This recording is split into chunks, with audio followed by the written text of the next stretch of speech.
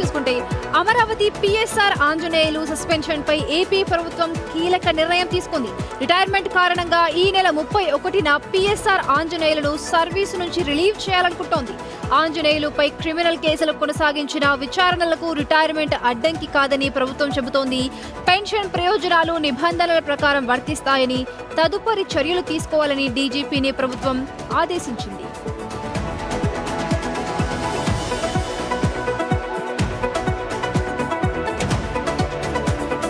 Details మా reporter Shiva అందిస్తారు. So Shiva, ఇప్పటికైతే క్రిమినల్ కేసులు ఉన్నా కూడా రిటైర్మెంట్ దానికి అడ్డు కాదు, దాని తర్వాత పెన్షన్ కూడా అంతా కంటిన్యూ అవుతుంది అని చెప్తుంది ప్రభుత్వం. మరి దీనిపైన ఎటువంటి నెక్స్ట్ అయ్యే అవకాశాలు ఏముంటాయి అసలు?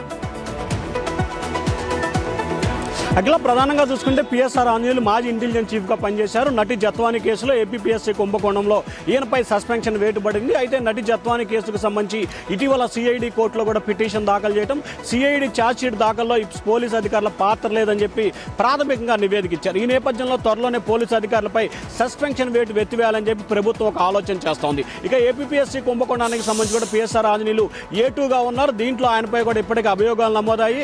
వేరే రాష్ట్రంలో వేరే ప్రాంతాల్లో నకిలీ ప్రశ్నపత్రాలు లీకేజ్ చేయడం, అలాగే దానికి సంబంధించిన దిద్దించడంలో కీలకమైన పాత్ర పోషించారని చెప్పి ఆయనపై అభియోగాలు. ఈ నేపథ్యంలోనే ఈ నెల 31వ తేదీన ఆయన రిటైర్మెంట్ కాబోతున్నారు. రిటైర్మెంట్ కాబోతున్న నేపథ్యంలోనే ఆయనకు సంబంధించి ఎటువంటి ఇబ్బందులు లేకుండా రిటైర్మెంట్ చేయడంతో పాటు ఆల్రెడీ క్రిమినల్ కేసులు ఉన్నాయని తెలుస్తోంది. మరి రిటైర్మెంట్ తర్వాత పెన్షన్ కానివ్వండి, దాని తర్వాత వచ్చే ఫెసిలిటీస్ అన్ని కూడా కంటిన్యూ చేస్తాము అని చెప్తోంది. మరి ఇది ఎలా తీసుకోవచ్చు అంటే క్రిమినల్ కేసులు ఆల్రెడీ కొనసాగుతున్నా కూడా?